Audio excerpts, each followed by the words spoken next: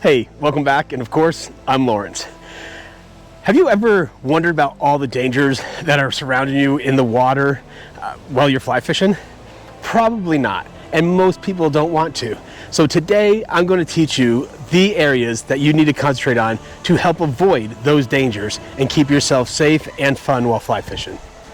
So the very first one is a wading staff. And before I go further with that, let me just say I will have follow-on videos that are more in depth about each of these subjects so that they're even more clear. But getting back to it, a wading staff. A wading staff has, in my mind, three good purposes. The first being the most important, it gives you a third point of contact into the ground. So when you're standing there initially, you've got your 2 feet and the wading staff all touching the ground for good stability.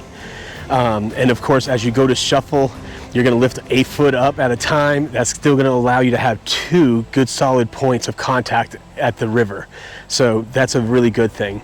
The second one is you can kind of use it to probe around the bottom of the water, the floor, the basin, or kind of stick it out and see what's out there. So you'll know what kind of surface you got, if there's a drop off, are there some rocks, trees, and different things of that nature. And a third thing is, and I just learned this, if you're about to fall backwards, you can take your stick and hold it out here like this into the water, and the tension, if you push it like sideways, right or left, that tension, that surface tension is going to help almost create like a false wall per se, and then help you maintain some balance. So that's a good third thing. The next thing to talk about are waders, belts, and boots. And of course, this one's gonna take a lot of time to talk about in the next video because there's a lot to it. But just in the skinny of it, you can have some hip waders, you can have some waders that come all the way up to the top. And waders, basically what they are is they're a shell. They're a shell to protect you from things. And first and foremost, the water. Whether it be cold water or you're worried about water touching your skin because of the different fish in the water or parasites or whatever, right? So it's just a protective piece between you and the water.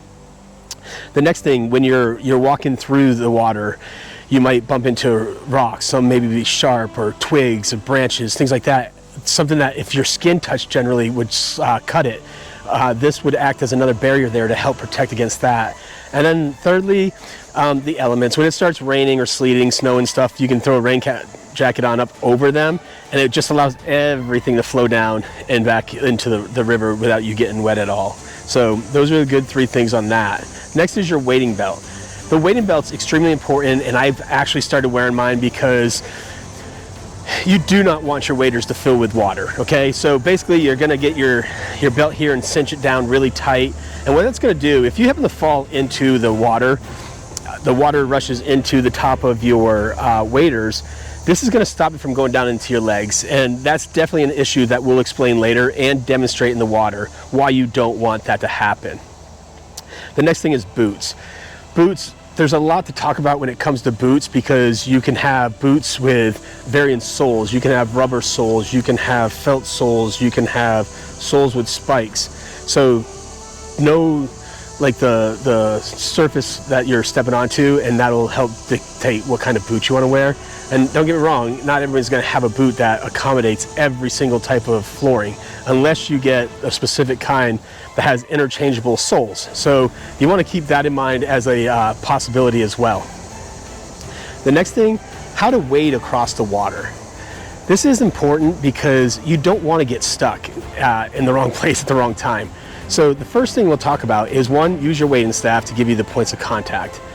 But the next thing is you're going to want to get in a position where you're kind of parallel to the riverbank, but more you just turn kind of to your right where you're facing upstream. You want to face upstream so you can see that direction. And what should guide you to remember that is you're fishing upstream anyway. So you want to be slightly turned so that the water, when it's coming, it's going to be collecting right here, which is, yes, thick on some people, but when you turn this way, look at all that surface area that water can collect and push. So again, you want to be somewhat parallel, just slightly turned upriver, and you want to shuffle your way through across the water and working slightly upstream.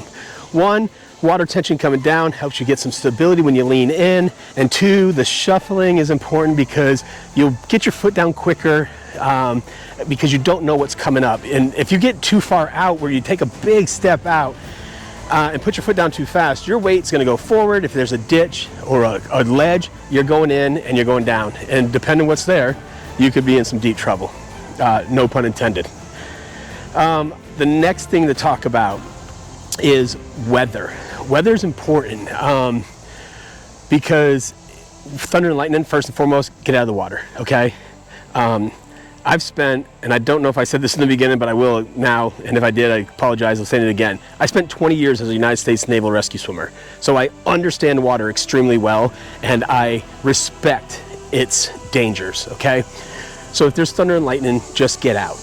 If it's raining extremely heavy, understand you can stay, but there is going to be some rise in water, and there might be some flash flooding, because depending on where it's raining, how heavy it's raining there, and you may not be seeing it, it could be flowing from roadways into there, from the mountains and different places, and a flash flood is going to come on down into your area. So the weather is important there. The next thing, water speed and dams. We'll talk about dams first. A lot of rivers across the country have dam systems, and when those dams open, the CFS, the cubic feet per second, the water flow increases immensely, very fast in a very short amount of time, and it will sweep you away whether you're turned sideways, front ways, whatnot. You're just going to get swept away. You get 5-minute alarms. When you hear the alarms, just like thunder and lightning, get out of the water. If you're downstream from the dam and you know the schedule, because it takes so long to get down there, understand how long it takes to get down there so that you can wait for a while, but then you get out when you know that time has come. Now also understand there's going to be some unexpected dam openings. So again, you hear the alarm, get out.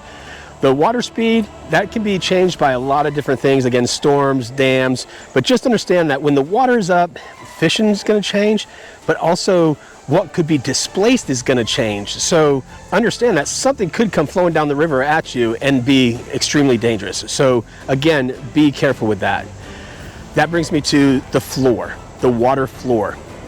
Whatever you're in, the ocean, a river, stream, pond, know what the floor is. That way you know what you're stepping into. Is it soft sand? Is it debris, like a bunch of leaves that's soft where you can sink in? Mud, sink in. Is it rocky? Whatnot, right? So you just kind of want to understand. And don't think just because you fished this same river 100 times that you understand the bottom, because sometimes flash floods come through, high waters come through, fast flowing water, and it's moving rocks, it's moving trees, and you might think, hey, right here was this, but it's no longer there. So understand that you want to keep kind of assessing the water floor to know what you've got and what you need to do. The next thing I want to talk about is the wildlife. The wildlife meaning bears, otters, moose, deer, mountain lions, so on and so forth. Whatever area you are in this country, there's going to be some wildlife, snakes. So just be careful of that. Know which snakes, if there are poisonous, which snakes that are poisonous can swim. If you want to carry a bear spray, carry bear spray. If you want to carry some other weapon, just know that there's precautions for that and be safe with that. Just do what you need to protect yourself. Know which animals are protected that you can't do anything to. So again, just be careful of everything out there and understand that, so that when you see the animal, you're surprised to see it in person, not so much that you're surprised that that type of animal is there. So get that out of the way by doing some research and understanding what you could run into. And if you will, subscribe, like, comment. I love the comments. I'm starting to get a bunch of those, and it's really nice to see that people are liking this. If you have something to attribute and add like to this, or really cool too. So again, subscribe, like, and share if you will. And until the next time, tight lines.